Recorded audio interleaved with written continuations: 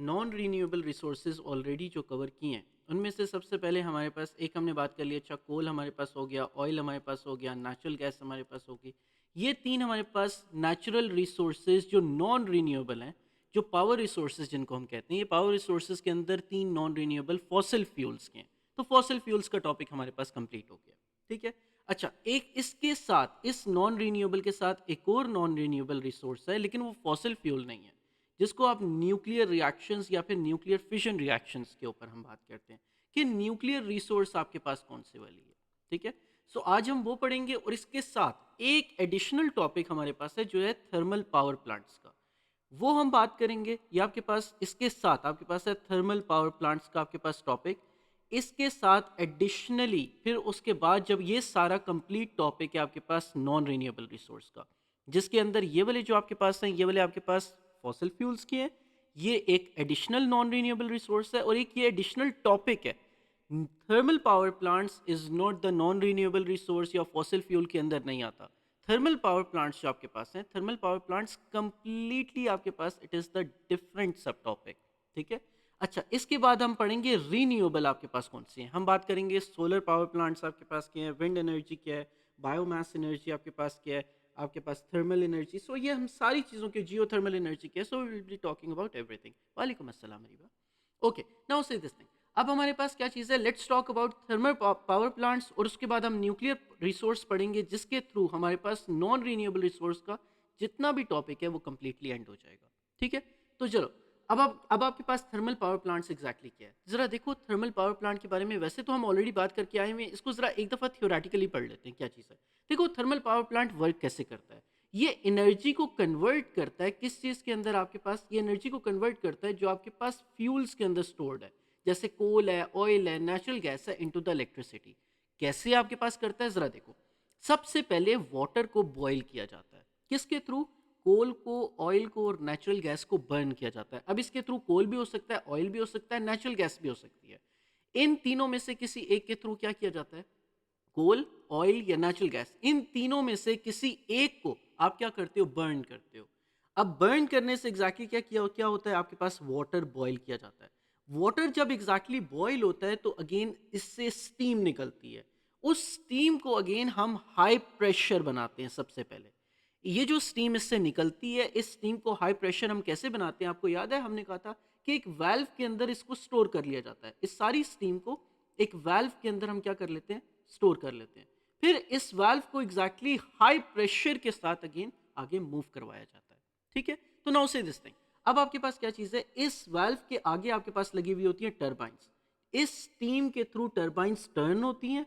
जब वो turbines turn होंगी, इसके आगे ये आपके पास वाल्व है, इसके थ्रू आपके पास हाई प्रेशर के साथ स्टीम निकलती है। इसके आगे आपके पास लगी हुई होती हैं टर्बाइंस। ये टर्बाइंस एग्जैक्टली करती क्या है, आपके पास मूव करती हैं। जब ये टर्बाइंस मूव करती हैं तो मैकेनिकल एनर्जी प्रोड्यूस होती है और वो मैकेनिकल एनर्जी आपके पास जनरेटर में जाती है। और जनरेटर क्या करता है, जो टर्बाइन जिस तरह मूव हो रही है उस मैकेनिकल एनर्जी को कन्वर्ट करता है कौन सी वाली एनर्जी में, इलेक्ट्रिकल एनर्जी के अंदर। सो अगेन देयरफॉर ये इलेक्ट्रिसिटी जो है बाद में ट्रांसमिट की जाती है टू द ट्रांसफार्मर, जहां पे इस इलेक्ट्रिसिटी को हम रेगुलेट करते हैं। लेकिन वो फिजिक्स का टॉपिक आगे स्टार्ट हो जाएगा। सो देयरफॉर बस आपको ये पता होना चाहिए कि अगेन ये जो इलेक्ट्रिसिटी है बाद में ट्रांसमिशन लाइंस के थ्रू कहां तक जाती है, ट्रांसफार्मर तक जाती है। और फिर ट्रांसफार्मर से आपके पास कहां पे आती है, आपके घरों तक आती है। सो नाउ से this thing, then transmitted through the power lines to homes and businesses. So therefore इस तरह थर्मल पावर प्लांट्स वर्क करते हैं। सबसे पहले वाटर को बॉईल किया जाता है, उस वाटर बॉईल करने के बाद उससे टर्बाइंस मूव करवाई जाती हैं, उससे स्टीम से। स्टीम के स्टीम के थ्रू टर्बाइंस मूव करवाने के बाद जब टर्बाइंस मूव करते हैं तो वो जनरेटर्स को मूव करवाते हैं। फिर जनरेटर्स क्या करते हैं, इलेक्ट्रिसिटी जनरेट करते हैं।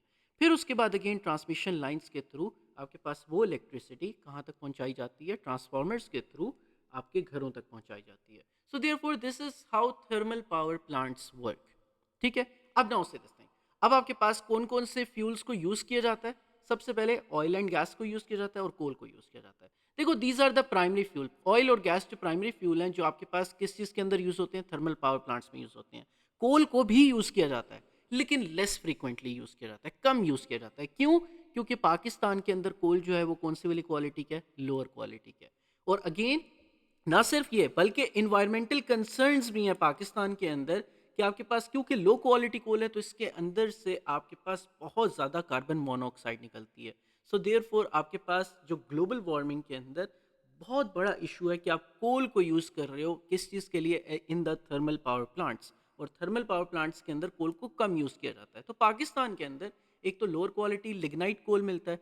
देयरफॉर जो कोल का ज़्यादा यूज़ है वो कहाँ पे आपके पास है? ब्रिक किल्न इंडस्ट्री के अंदर। सो ब्रिक किल्न इंडस्ट्री के अंदर हम क्या करते हैं? कोल को यूज़ करते हैं। थर्मल पावर प्लांट्स में भी यूज़ करते हैं। लेकिन जो थर्मल पावर प्लांट्स में जो मेन फ्यूल यूज़ होता है वो आपके पास कौन सा वाला है? ऑयल और गैस। ठीक है? नाउ सी दिस थिंग, अब पाकिस्तान में इंफ्रास्ट्रक्चर कैसे है आपके पास थर्मल पावर प्लांट्स का? ज़रा देखो। Pakistan has many power stations to produce electricity because they are cheaper to build using existing skills and technology. Pakistan के पास वो स्किल्स भी है, पाकिस्तान के पास वो टेक्नोलॉजी भी है। देयरफॉर अगेन क्या चीज़ है? थर्मल पावर प्लांट्स बनाना कोई ज़्यादा मुश्किल नहीं है। ठीक है? नाउ सी दिस थिंग, अब people often lack the know how for the alternatives. जैसे सोलर है, जो आपके पास सोलर जो 100% रिलायबल नहीं है। द बेस्ट वे इज कि अगेन पाकिस्तान किसकी तरफ मूव कर रहा है, या पाकिस्तान मूव कर चुका है ऑलरेडी, किसके ऊपर? थर्मल पावर प्लांट्स के ऊपर। थर्मल पावर प्लांट्स बहुत बेसिक और सबसे कॉमन वे है to generate the electricity from heat.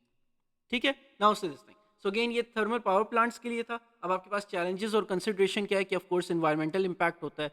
बेशक आप कोल ना भी बर्न कर रहे हो, आप ऑयल और गैस बर्न कर रहे हो, स्टिल एनवायरमेंटल इंपैक्ट होगा। क्योंकि अगेन आप जब फॉसिल फ्यूल्स को बर्न कर रहे हो तो ऑफ कोर्स आपके पास क्या निकलेंगी?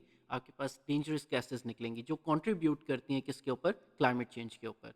देन आपके पास डिपेंडेंस ज़्यादा हो जाती है फॉसिल फ्यूल की। जब डिपेंडेंस ज़्यादा होगी फॉसिल फ्यूल की तो अगेन आपको फॉसिल फ्यूल्स इंपोर्ट करने पड़ेंगे। जब आप फॉसिल फ्यूल्स इंपोर्ट करोगे तो अगेन पाकिस्तान के ऊपर लो बैलेंस ऑफ पेमेंट या नेगेटिव बैलेंस ऑफ पेमेंट, या फिर अगेन आपके पास फॉरेन एक्सचेंज के ऊपर आपके पास क्या होगा? बर्डन पड़ेगा।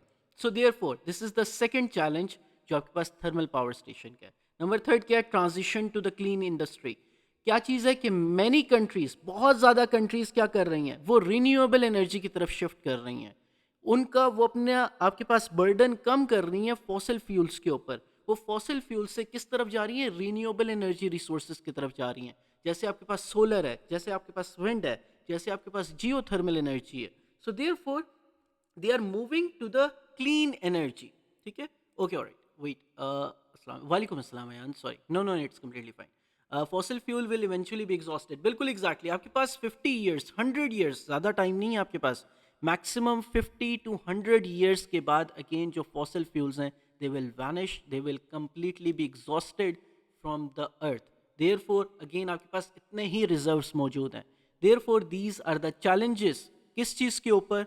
To the fossil fuels. Therefore बाकी कंट्रीज ट्रांजिशन कर रही हैं टू द अदर थिंग्स, लेकिन पाकिस्तान अभी नहीं कर रहा। Pakistan is still moving towards that, लेकिन कंप्लीटली शिफ्ट नहीं हुआ। ठीक है? नाउ से दिस थिंग, अब आपके पास क्या चीज़ है? क्योंकि finite nature of fossil fuels हैं, सो देयरफॉर आपके पास आपको मूव करना पड़ेगा। आपके पास फाइनाइट रिजर्व्स हैं। देयरफॉर अब आप पाकिस्तान को मूव करना पड़ेगा किसके तरफ? जो क्लीनर एनर्जी रिसोर्सेज हैं, जो रीन्यूएबल एनर्जी रिसोर्सेज हैं, उनकी तरफ पाकिस्तान को मूव करना पड़ेगा। अब एडवांटेजेस क्या हैं और डिसएडवांटेजेस क्या हैं थर्मल पावर स्टेशन के? लेस एक्सपेंसिव होता है। जैसे अगर आपने एच का लगाना है तो वो आपके पास ज़्यादा एक्सपेंसिव है। अगर आप किस तरफ जाओगे? ग्रीनर एनर्जी रिसोर्सेज की तरफ जाओगे या फिर रीन्यूएबल एनर्जी रिसोर्सेज की तरफ जाओगे तो वो ज़्यादा एक्सपेंसिव पड़ते हैं। सो देयरफॉर बिल्ड करने के लिए आपको क्या चीज़ चाहिए? आपके पास thermal power station, it is less expensive to build. और अगेन आपके पास शॉर्ट पीरियड ऑफ टाइम के अंदर बन जाता है एक thermal power station, almost 3 to 5 years के अंदर। Then compare to the large multipurpose dam जो आपके पास 10 से 15 ईयर्स लेता है एटलीस्ट। ठीक है? Now it can be developed at any place anywhere fossil fuels are available. जहाँ पे भी फॉसिल फ्यूल्स आपके पास हैं वहाँ पे आप थर्मल पावर स्टेशन लगा सकते हो। लेकिन रिमेंबर दिस थिंग कि अगेन जो आपके पास जैसे एच है, आप सिर्फ कहाँ पे लगा सकते हो? At the some specific areas जहाँ पे माउंटेनियस रीजन्स हैं, वहीं पे आप लगा सकते हो। Then effective in the overcoming energy crisis a short time. ये एक बहुत शॉर्ट टाइम के अंदर आप एनर्जी क्राइसिस को ओवरकम कर सकते हो। किसके थ्रू? थर्मल पावर स्टेशंस के थ्रू। आप थर्मल पावर स्टेशंस लगाते हो, उस एरिया के अंदर, उसके आसपास के एरियाज के अंदर इलेक्ट्रिसिटी शॉर्टेज कम हो सकती है। सो अगेन बहुत जल्दी इफेक्टिव होता है एज कंपेयर टू कि आप एच लगाओगे, आप सोलर पावर्स लगाओगे, आप विंड एनर्जी लगाओगे, क्या चीज़ विंड एनर्जी के ऊपर वर्क करोगे, वो टाइम कंज्यूमिंग है, ज़्यादा टाइम लेते हैं। क्या चीज़ है, ये आपके पास बहुत ज़्यादा इफेक्टिव है in a very short period of time. ठीक है, तो ये एडवांटेजेस हैं। डिसएडवांटेजेस क्या है? Of course non renewable energy resource use करता है। Fossil fuel of course air pollution cause करती है, कार्बन डाइऑक्साइड, आपके पास स्मोक स्मेल होती है, लैंड पोल्यूशन भी होती है। देन आपके पास burning fossil fuels also produces carbon dioxide, जो आपके पास एक ग्रीन हाउस गैस है। Not only this, high running cost है। बिल्ड करना तो बहुत आसान है, it is not expensive to build, लेकिन इसको रन करना, आगे सस्टेन करना बहुत ज़्यादा मुश्किल है। क्यों? क्योंकि आप ऑयल, कोल और नेचुरल गैस, इन तीन चीज़ों के ऊपर थर्मल पावर स्टेशन चलता है, और ये फॉसिल फ्यूल जो हैं बहुत ज़्यादा एक्सपेंसिव, और आपके पास ऑयल को इंपोर्ट किया जाता है, जिसकी वजह से फॉरेन एक्सचेंज के ऊपर बहुत ज़्यादा बर्डन पड़ता है। नाउ से this thing, non renewable power resources आपके पास क्या हो रही हैं, दे आर रनिंग आउट, आपके पास रिजर्व्स जो हैं बहुत कम है, देयरफॉर ये आपके पास ज़्यादा सस्टेनेबल नहीं है। This is the disadvantage for the thermal power station. अब आपके पास क्या चीज है कि थर्मल पावर स्टेशन से पावर लेना क्यों इतना ज्यादा हाई कॉस्टिंग है, ये आपके पास एक पास पेपर का क्वेश्चन है। जरा आप देखो क्या चीज है कि व्हाई इट इज कॉस्टली, किस चीज के लिए, to take the power from the thermal power station. Thermal power station से जो इलेक्ट्रिसिटी आप बना रहे हो, वो अगेन हाई, वो आपके पास कॉस्टली क्यों हो रही है पाकिस्तान के अंदर specifically? The first reason is theft, बिजली चोरी सबसे ज्यादा, कि loss of electricity through the illegal means. क्या चीज की जा रही है कि लोग क्या करते हैं, इंस्टेड कि अगेन लोग लीगल वेज के थ्रू इलेक्ट्रिसिटी गेन करें, they uses the illegal means to get the electricity. ठीक है, सो अगेन इलीगल मीन्स भी आप कह सकते हो, इलीगल पावर लाइंस भी आप उसको कह सकते हो। ठीक है, then increasing prices, oil prices बहुत ज़्यादा इंक्रीज कर रही हैं, जो जिसके थ्रू जब आप ऑयल प्राइसेस इंक्रीज करेंगी तो क्या चीज़ महंगी होगी, आपके पास जो थर्मल पावर स्टेशंस हैं इनको रन करना बहुत ज़्यादा महंगा होगा। देयरफॉर इसके बाद जब आपके पास जो कंज्यूमर को इलेक्ट्रिसिटी मिलेगी, जो कंज्यूमर को घर पे इलेक्ट्रिसिटी मिलेगी, क्या चीज़ होगी आपके पास, वो बहुत ज़्यादा महंगी होगी।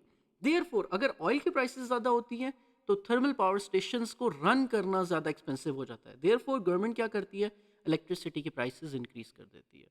ठीक है, then technology and infrastructure, it is high costly to build the modern technology and the cost to build the power lines and transmission, ये पूरा एक सेटअप बनाना बहुत ज़्यादा कॉस्टली हो जाता है। सो देयरफॉर इतना ज़्यादा इन्वेस्ट करने के बाद इट इज़ वेरी कॉस्टली कि आप पावर जनरेट करो किसके थ्रू, थर्मल पावर स्टेशन से।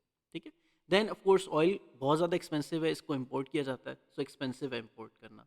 देन आपके पास क्या चीज़ है, independent power station, these stations charge higher prices. Independent power stations क्या होते हैं, देखो इंडिपेंडेंट पावर स्टेशंस वो स्टेशंस होते हैं, वो आपके पास थर्मल पावर स्टेशंस हैं जो गवर्नमेंट रन नहीं कर रही, बल्कि कोई ना कोई इंडस्ट्री रन कर रही है, बल्कि कोई ना कोई आपके पास बिजनेस मैन रन कर रहा होता है।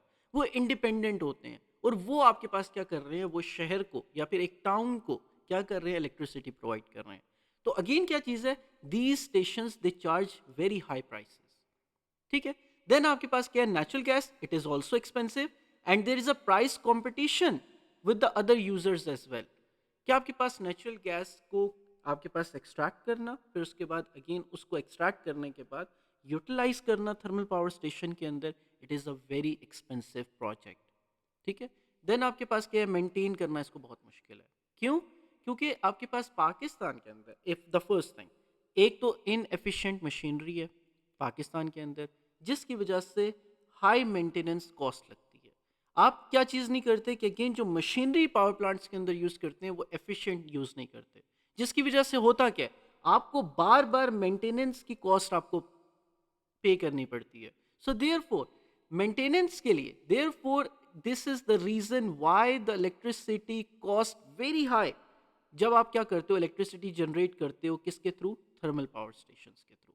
ठीक है, okay, I was saying acid rain due to the burning of fossil fuel, yes exactly, बिल्कुल बिल्कुल हम कह सकते हैं कि अगेन वो फिर इसके अंदर नहीं आएगा, वो डिसएडवांटेज के अंदर आ सकता है। यस, कि डिसएडवांटेज क्या है कि जब फॉसिल फ्यूल को बर्न कर रहे हो तो ऑफकोर्स क्या चीज़ होगी, आपके पास कार्बन डाइऑक्साइड या ग्रीन हाउस गैसेस बनेंगे, और ये ग्रीन हाउस गैसेस आपके पास एसिड रेन के अंदर भी सल्फर डाइऑक्साइड, कार्बन मोनोऑक्साइड और आपके पास कार्बन डाइऑक्साइड, ये जो तीन गैसेस हैं ये आपके पास क्या करती हैं, ये आपके पास मेन एसिड रेन के अंदर आपके पास एसिड रेन के अंदर कंट्रीब्यूट करती हैं।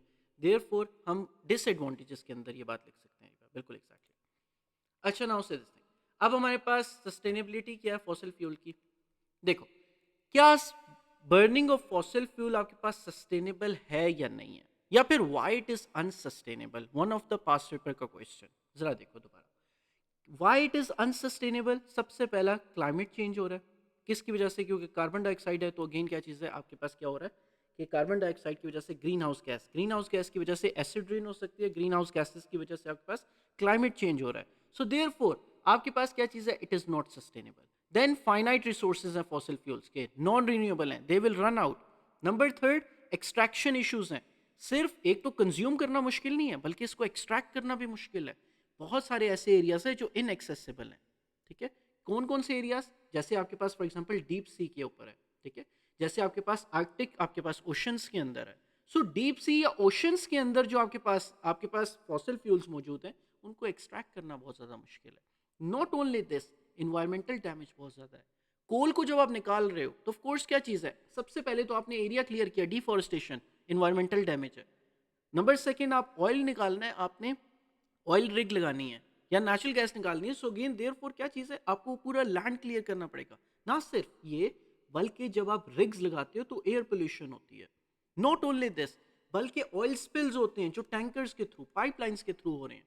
सो अगेन इन्वायरमेंटल डैमेज है। Therefore it is not sustainable कि आप फॉसिल फ्यूल को बर्न करके पावर स्टेशन को रन करो। देन आपके पास क्या है, बहुत ज़्यादा कॉस्टली है, बहुत ज़्यादा कॉस्टली है। इसको बनाना कॉस्टली नहीं है, लेकिन इसको रन करना बहुत ज़्यादा कॉस्टली है। देन आपके पास क्या है, एक्सटर्नल कंट्रोल। एक्सटर्नल कंट्रोल क्या है कि प्रोडक्शन और प्राइसेस जो हैं वो गेन, बहुत सारे कार्टेल्स, बहुत सारे बिजनेसमैन ओनर्स जो हैं, सिर्फ गवर्नमेंट नहीं ओन कर रही होती। रिमेंबर दिस थिंग, जो बिजली की प्राइसेस जब इंक्रीज होती हैं तो सिर्फ आपके पास गवर्नमेंट नहीं इसको ओन कर रही, बल्कि आपके पास प्राइवेट बिजनेसमैन भी ओन कर रहे हैं पाकिस्तान के अंदर। देयरफॉर सिर्फ Pakistani government is not involve in increasing the prices. कौन कौन इन्वॉल्व है? Businessman is also involve. क्यों? बिकॉज अगेन जब आपके पास बिजनेसमैन अगेन क्या करते हैं, इलेक्ट्रिसिटी की प्राइसेस इंक्रीज करते हैं, जिसकी वजह से जो कंज्यूमर है उसको हाई कॉस्ट मिलती है। नाउ से दिस थिंग, जिसकी वजह से अगेन क्या चीज हो रही है आपके पास, जो एक्सटर्नल कंट्रोल की वजह से it is not sustainable. Burning fossil fuels is not sustainable in the power station. Then आपके पास क्या चीज़ है, इम्पोर्ट डिपेंडेंसी। आपको बहुत सारी कंट्रीज के ऊपर डिपेंडेंट होना पड़ता है। For example Saudi Arabia, Pakistan can never make its relations worse with the Saudi countries. जो आपके पास अरब कंट्रीज हैं, उनके साथ आप अपने रिलेशंस ख़राब नहीं कर सकते। क्यों? Because you are dependent upon them. आपका जो आपके पास फ्यूल है सारा, वो आपके पास डिपेंडेंट, जितना भी आप इंपोर्ट कर रहे हो ऑयल, वो आपके पास अरब कंट्रीज से आ रहा है। आप क्या हो, आप डिपेंडेंट हो उनके ऊपर, उनकी सारी बातें आपको माननी पड़ेंगी। So therefore import dependency का कॉन्सेप्ट ये है। ठीक है, so therefore it is not sustainable और इट इज अनसस्टेनेबल। ठीक है, नाउ से दिस थिंग, ये आपके पास एक और अगेन पास्ट पेपर क्वेश्चन है, therefore we have to prepare it.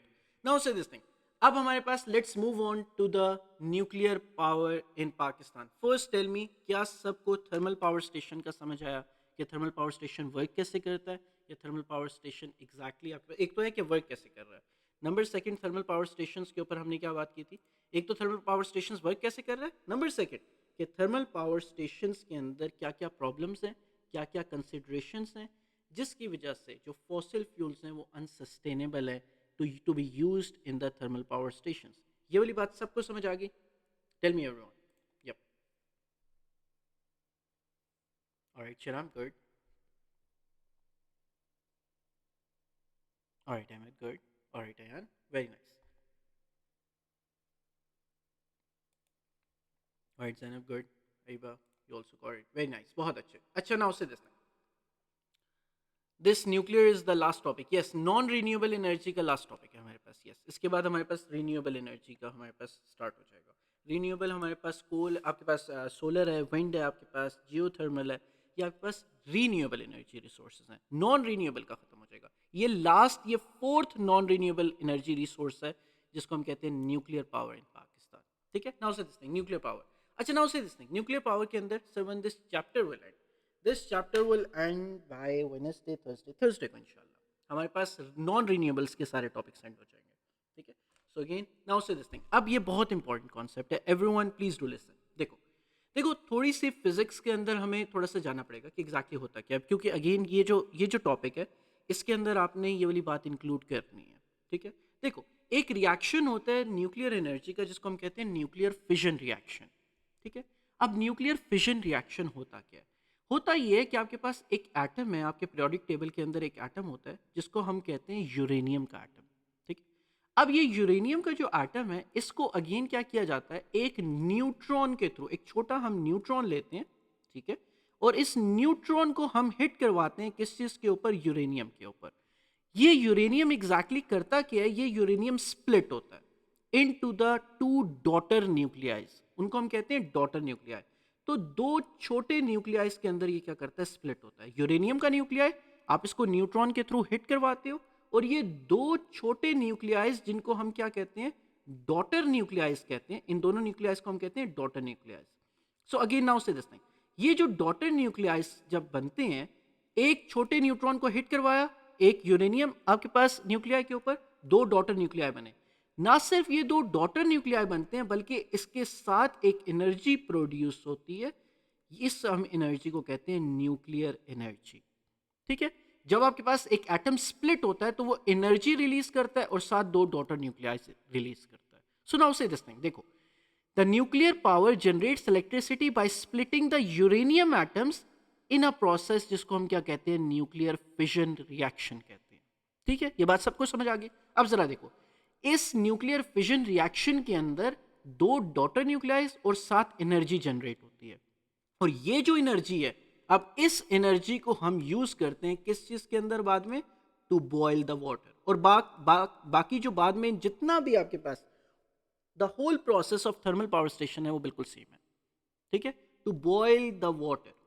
ठीक है, बाकी जितना भी प्रोसेस है वो बिल्कुल सेम है जैसे थर्मल पावर स्टेशन के अंदर अभी हमने बात की कि क्या किया जाता है, बॉयल किया जाता है, टरबाइन रोटेट की जाती है, जनरेटर, फिर ट्रांसमिशन लाइन, बाकी बिल्कुल सेम है। बस क्या चीज़ है कि फॉसिल फ्यूल्स की जगह हम क्या यूज़ करते हैं, हम वो एनर्जी यूज़ करते हैं जो आपके पास जब आप दो एटम्स को स्प्लिट करवाते हो और साथ में जो एनर्जी रिलीज होती है उस एनर्जी को आप यूज़ करते हो किस चीज़ के लिए, टू प्रोड्यूस हीट, और वो हीट आपके पास यूज़ की जाती है टू बॉयल द वाटर। ठीक है, यहां तक बात समझ आई कि अगेन क्या क्या चीज की जा रही है आपके पास, जरा देखो आपके पास यूरेनियम को स्प्लिट किया, दो डॉटर न्यूक्लियाई बने, एनर्जी रिलीज हुई, इस एनर्जी को हम अगेन यूज करते हैं, इस हीट एनर्जी को, इस न्यूक्लियर एनर्जी को हम यूज करते हैं टू बॉयल द वाटर। फिर बाद में बाकी आपके पास प्रोसेस बिल्कुल सेम है कि उससे आपके पास टर्बाइन चला, इसके बाद बॉयल करते हैं वाटर को, स्टीम बनती है, स्टीम से टर्बाइंस रोटेट करवाते हैं, टर्बाइंस रोटेट करने की वजह से जनरेटर वर्क करते हैं, जनरेटर आपके पास क्या करते हैं, आगे ट्रांसमिशन लाइंस के साथ कनेक्टेड होते हैं जो आपके पास ट्रांसफार्मर्स के ऊपर जाती है, वो ट्रांसफार्मर्स आके होम्स और ऑफिस के अंदर इलेक्ट्रिसिटी प्रोवाइड करते हैं। यहाँ तक बात समझ आ गई सबको कि nuclear power plants exactly work कैसे कर रहे हैं।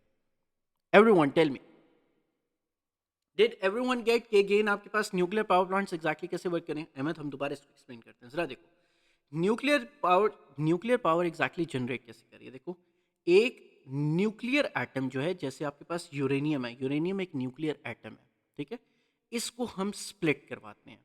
ठीक है, इसका जो न्यूक्लियाई होता है ना उसको हम स्प्लिट करवाते हैं। कैसे? एक न्यूट्रॉन को अगेन आप हिट करवाते हो और न्यूक्लियन हिट करवाने के बाद आपके पास दो डॉटर न्यूक्लियाई बनती हैं। ठीक है, इसके साथ आपके पास एनर्जी रिलीज होती है। जब आप किसी भी चीज को तोड़ते हो ना, नॉर्मली किसी भी चीज को तोड़ते हो तो ऑफ कोर्स क्या चीज है, एक एनर्जी रिलीज होती है। अब सिमिलरली जब आप एक बहुत ही ज्यादा रेडियो एक्टिव एलिमेंट जिसको हम यूरेनियम कह रहे हैं उसको जब आप ब्रेक करवाते हो तो अगेन क्या चीज है, बहुत हाई अमाउंट के अंदर एनर्जी निकलती है। उस एनर्जी को यूज किया जाता है टू बॉयल द वाटर। ठीक है, अब इस वाटर को बॉयल करने के साथ साथ जब आप इस वाटर को बॉईल करते हो तो अगेन क्या चीज जनरेट होगी, स्टीम मिलेगी। इस स्टीम को आप अगेन क्या करते हो, टर्बाइंस के, इस स्टीम से आप टर्बाइंस मूव करवाते हो, जैसे हमने अभी शुरू के अंदर बात की। इस टर्बाइंस के थ्रू मूव करने के थ्रू आप क्या करते हो, आपके पास जनरेटर मूव करता है। जब जनरेटर मूव करता है तो इलेक्ट्रिसिटी जनरेट होती है। फिर उसके बाद अगेन ये जनरेटर आगे कनेक्टेड होता है किस चीज के अंदर, ट्रांसफार्मर के साथ, ताकि जो आपने इलेक्ट्रिसिटी जनरेट की है उसको आप रेगुलेट कर सको। फिर ट्रांसफार्मर्स आगे ट्रांसमिशन पावर लाइंस के थ्रू आपके होम्स और आपके पास ऑफिसेस तक इलेक्ट्रिसिटी पहुंचाई जाती है। ठीक है, इलेक्ट्रिसिटी जनरेट कहां पे हो रही है, इस जनरेटर के अंदर, और ये जनरेटर कैसे वर्क कर रहा है? Energy energy to boil the water के बाद स्टीम बनती है, स्टीम क्या करती है? टर्बाइंस को मूव करवाती है, टर्बाइंस किसको मूव करवाते हैं? जनरेटर को, और जनरेटर क्या करता है? उस मैकेनिकल एनर्जी को इलेक्ट्रिकल एनर्जी के अंदर कन्वर्ट करता है। फिर उसके बाद ट्रांसफार्मर को दे दी जाती है, ट्रांसफार्मर रेगुलेट करता है इलेक्ट्रिसिटी को। फिर उसके बाद आपके पास होम्स और ऑफिसेस तक ये इलेक्ट्रिसिटी पहुंचाई जाती है। ये वाली बात, अब बात समझ आई Ahmed? Alright Ahmed, perfect. Everyone got about this thing या नहीं? Alright Ayan, alright Warda, perfect, very nice Rafay, alright, alright Areeba, perfect. Okay, now से this thing. So again this is how exactly हमारे पास न्यूक्लियर पावर प्लांट्स वर्क करते हैं, ठीक है? अब पाकिस्तान के अंदर न्यूक्लियर पावर प्लांट्स कहाँ कहाँ पे हैं? जो मेन दो हैं, सबसे पहला आपके पास बना था Karachi nuclear power plant, Karachi में, ठीक है? और उसके बाद आपके पास बना चश्मा न्यूक्लियर पावर प्लांट्स। ये आपके पास एरिया है दैट इज इन चश्मा, ठीक है, जो मियाँ वाली में, बिल्कुल एग्जैक्टली, बिल्कुल आप ठीक कह रहे हो कि अगेन आपके पास कहाँ पे? चश्मा मियाँ वाली के अंदर। So therefore Karachi nuclear power plant, और आपके पास क्या चीज़ है? चश्मा न्यूक्लियर पावर प्लांट, जो आपके पास कहाँ पे? मियाँ वाली के अंदर, ठीक है? सो नाउ से दिस थिंग, अब आपके पास क्या चीज़ है? ये दो nuclear main nuclear power plants है, ठीक है? इनको आप यूज़ कर सकते हो, इन नेम्स को आप यूज़ कर सकते हो। प्लीज़ प्लीज़ प्लीज़, मैंने बहुत सारे ज्योग्राफी के टेस्ट आपके देखे हैं, उसके अंदर मोस्टली लोगों ने KNNUP है, KNUPP, सॉरी, KNUPP है, लाजमी याद रखना अपना राफिद, KNUPP है, ठीक है? ये बहुत बड़ी आपके पास एक मिस्टेक है। अच्छा, लाजमी प्लीज़ याद रखना कि अगेन एग्जाम्पल्स को यूज़ करो। अगर आप एग्जाम्पल्स को यूज़ नहीं कर रहे हो तो अगेन 4 आउट ऑफ 6 के ऊपर रह जाओगे, आप 6 आउट ऑफ 6 अचीव नहीं कर पाओगे, सिर्फ इस वजह से कि आपने एग्जाम्पल्स इंक्लूड नहीं की। तो प्लीज़ लाजमी क्या चीज़ करनी है? एग्जाम्पल्स इंक्लूड करो अपने जोग्राफी के 6 मार्क क्वेश्चन के अंदर, ठीक है? जस्ट अ सेकेंड, अगर मैं आपके लिए माइक ओपन कर देता हूँ, जस्ट अ सेकेंड,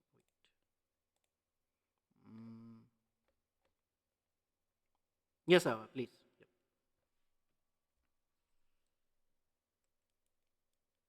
नहीं, एक एग्जाम्पल के 2 मार्क्स नहीं होते। देखो, जब आपके पास हमने ज्योग्राफी की लेवल मार्किंग के अंदर बात की थी, हमने कहा था कि अगर आप एग्जाम्पल्स दे रहे हो या फिर कंक्लूजन दे रहे हो, तब तो ऑफ कोर्स आपके पास 5 आउट ऑफ 6 मिल रहे हैं आपको। लेकिन अगर आप एग्जाम्पल्स नहीं दे रहे, ठीक है, ना ही कंक्लूजन दे रहे हो, तो ऑफ कोर्स 4 आउट ऑफ 6 के ऊपर आप रह जाओगे, ठीक है? So most of the students थे जो आपके पास 10 जनवरी को टेस्ट हुआ था, उसके अंदर एग्जैक्टली क्या चीज़ नहीं थी, ना एग्जाम्पल्स ऐड की हुई हैं, ना अगेन उसके अंदर कंक्लूजन ऐड किया हुआ है। सो 4 आउट ऑफ 6 के ऊपर रह जाओगे जी। बिल्कुल एग्जैक्टली, बिल्कुल ऐसे ही है, बिल्कुल एग्जैक्टली ऐसे ही है। सो देयरफॉर अगेन एग्जांपल्स लाजमी अपने इंक्लूड करो, ठीक है? क्योंकि 3 क्वेश्चंस होंगे 6 मार्क के, और अगेन आपके पास 2-2 मार्क्स भी अगर आपके पास कट रहे हैं हर क्वेश्चन में से, तो आप ये समझ लो कि 75 मार्क्स में से 6 मार्क्स सिर्फ आपके यहाँ पे चले जाएंगे, ना सिर्फ एग्जाम्पल्स और कंक्लूजन ना लिखने के ऊपर। सो देयरफॉर प्लीज लाजमी एग्जाम्पल्स लाजमी ऐड करो, ठीक है? अच्छा, ना उसे दिस थिंग, अब आपके पास चैलेंजेस क्या है या फिर बेनिफिट्स क्या है न्यूक्लियर पावर प्लांट्स के? देखो, चैलेंजेस, सबसे पहला चैलेंज क्या है? Safety concern. Course nuclear power plant का सबसे बड़ा जो कंसर्न है, सबसे बड़ा जो इशू है, वो क्या है? Safety concern. कैसे? कि जो एक्सीडेंट्स होते हैं वो बहुत ज़्यादा आपके पास बहुत ज़्यादा कैटास्ट्रोफिक हैं। क्यों कैटास्ट्रोफिक हैं? क्योंकि कॉन्सिक्वेंसेस बहुत ज़्यादा ख़राब होते हैं आपके पास। क्यों? क्योंकि अब अगर न्यूक्लियर पावर प्लांट्स के अंदर कोई इशू आ जाए, फॉर एग्जांपल लेट्स से अगर फॉसिल फ्यूल्स का थर्मल पावर स्टेशन है ना, थर्मल पावर स्टेशंस जो आपके पास लगे हुए हैं जो फॉसिल फ्यूल्स को यूज़ करें, अगर वहाँ पे एक्सीडेंट होता है कोई, ठीक है, कोई आपके पास बर्निंग ज़्यादा होगी, आपके पास थर्मल पावर स्टेशन पूरा आपके पास कोलैप्स कर गया, क्या होगा आपके पास? सिंपल एक मसला होगा। क्या चीज़ होगी कि अच्छा यार, आपके पास जो ग्रीन हाउस गैसेज हैं वो ज़्यादा रिलीज हो गई, स्टिल कंट्रोलेबल है। लेकिन न्यूक्लियर पावर प्लांट्स के अंदर इशू क्या है? अगर एक्सीडेंट्स होते हैं तो अगेन ये क्या चीज़ रिलीज करती है? रेडिएशंस रिलीज करेंगे, ठीक है, which will cause cancer and birth defects, ना सिर्फ उस जनरेशन के लिए बल्कि आने वाली जो जनरेशन है वो भी अगेन आपके पास बर्थ डिफेक्ट्स के अंदर होगी। सो देयरफॉर आपके पास क्या चीज़ है? High risk due to the radioactive, बिल्कुल रेडियो एक्टिविटी, बिल्कुल एग्जैक्टली, बिल्कुल राफे, बिल्कुल आप ठीक कह रहे हो।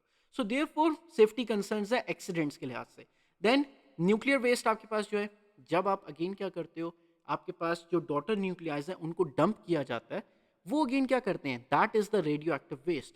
It is difficult to dump safely, ठीक है, या उसको स्टोर करके रखना सेफली बहुत ज्यादा डिफिकल्ट है। So therefore it remains radioactive for many years, वो कई सालों तक, कई हंड्रेड्स ऑफ ईयर्स तक रेडियो एक्टिव रहते हैं, ठीक है? So therefore the nuclear waste को सेव करना या फिर सेफली डिपॉजिट करना या फिर आपके पास कंप्लीटली आपने उस वेस्ट को कंप्लीटली अनरेडियो एक्टिव बनाना है, उसका प्रोसेस बहुत ज़्यादा एक्सपेंसिव है। ठीक है, so therefore nuclear waste number second, like Nagasaki and Hiroshima, बिल्कुल एग्जैक्टली नागासाकी और हिरोशिमा के अंदर बिल्कुल ऐसा ही है कि again safety concern, of course क्या चीज़ हुई, आपके पास बॉम्ब गिरा, बिल्कुल एग्जैक्टली। अब क्या चीज़ है, जो आने वाली नेक्स्ट जनरेशन है उनके अंदर भी रेडिएशंस मौजूद हैं, उन एरियाज के अंदर स्टिल रेडिएशंस मौजूद हैं। सो देयरफॉर न्यूक्लियर पावर प्लांट्स आपके पास बहुत ज़्यादा, अगर एक्सीडेंट्स हो जाए तो बहुत ज़्यादा कैटास्ट्रोफिक है।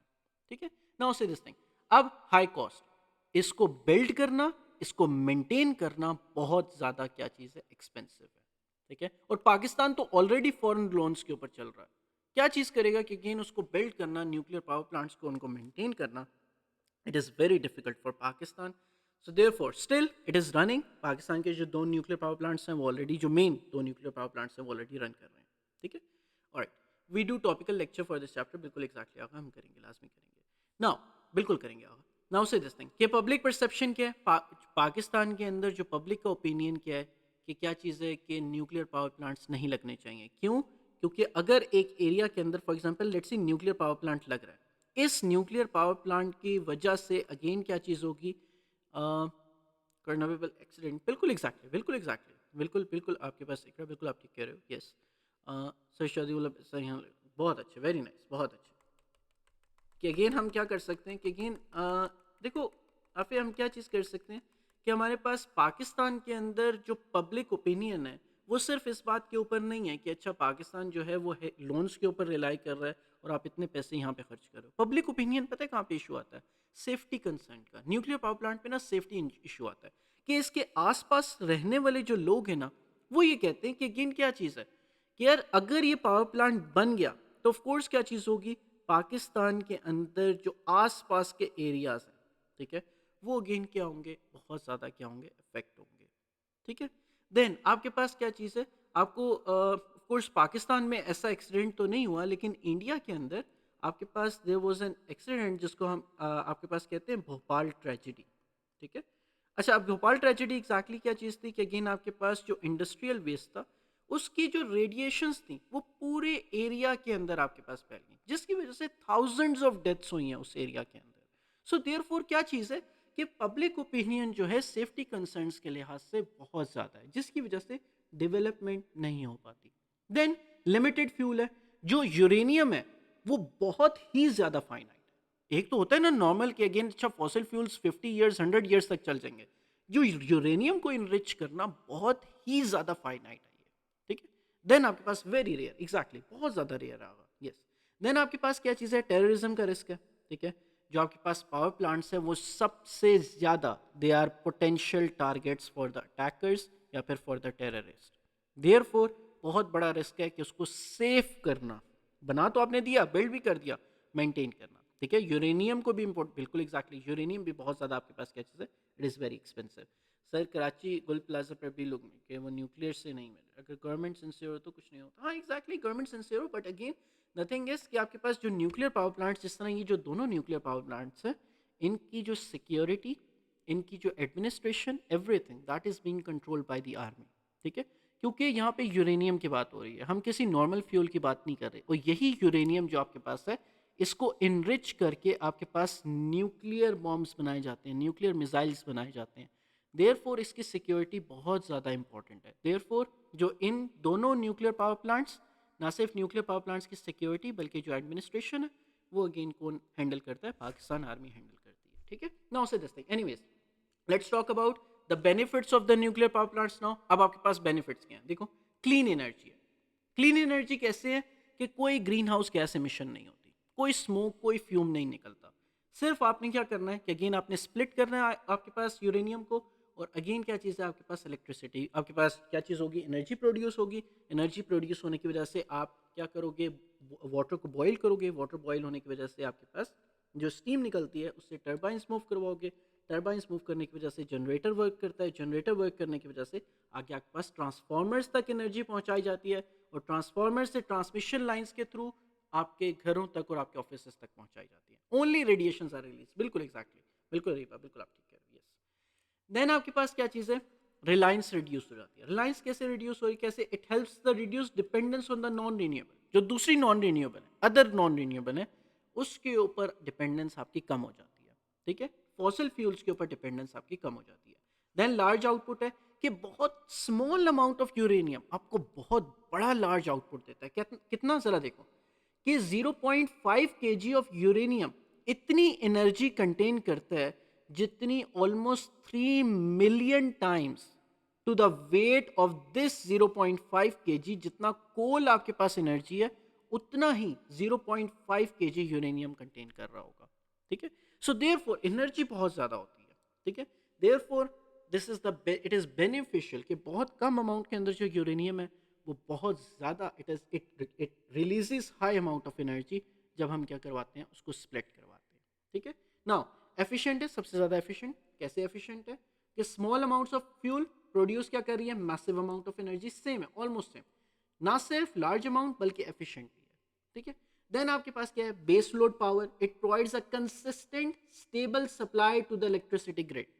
ऐसा नहीं है कि अच्छा क्या चीज़ होगी कि आपके पास फॉसिल फ्यूल जो है, फॉसिल फ्यूल जब बहुत सारे आपके पास, जैसे अब हम बात करें कि सोलर एनर्जी की हम बात करना स्टार्ट कर देते हैं। सोलर है, है, कोई भी एनर्जी है जो रीन्यूएबल है, वो अगेन क्या चीज़ है, 100% आपके पास रिलायबल नहीं है। जैसे सोलर है, अगर सोलर के ऊपर आपके पास आप वर्क करोगे तो ऑफकोर्स नाइट के टाइम के ऊपर, रात के टाइम के ऊपर आपके सोलर वर्क नहीं करता। है, बहुत सारी पावर स्टेशंस जो हैं आपके पास मूनसून सीजन के अंदर ज़्यादा वर्क करते हैं। ठीक है, सो देयरफॉर आपके पास क्या चीज़ है, लेकिन जो न्यूक्लियर पावर प्लांट्स के अंदर क्या चीज़ होगी, कंसिस्टेंट एनर्जी मिल रही होगी आपको, एक स्टेबल सप्लाई मिल रही होगी इलेक्ट्रिसिटी ग्रिड को। ऐसा नहीं है कि अच्छा यार धूप होगी तो इलेक्ट्रिसिटी मिलेगी, अच्छा यार अगेन पानी ज़्यादा आएगा तब आपके पास क्या, मूनसून सीजन के अंदर वाटर ज़्यादा आएगा तब आपको क्या चीज़ मिलेगी, इलेक्ट्रिसिटी मिलेगी। नहीं, ऐसा नहीं है। एक कंसिस्टेंट, एक स्टेबल सप्लाई मिलती है आपको। देन रिलायबल भी है कि कंटिन्यूसली आप क्या कर सकते हो, इसको ऑपरेट कर सकते हो। सो देयरफॉर आपके पास these are the benefits for the nuclear power plants. यहाँ तक बात सबको समझ आ गई या नहीं आई? Tell me everyone. Alright Ayan, good, very nice.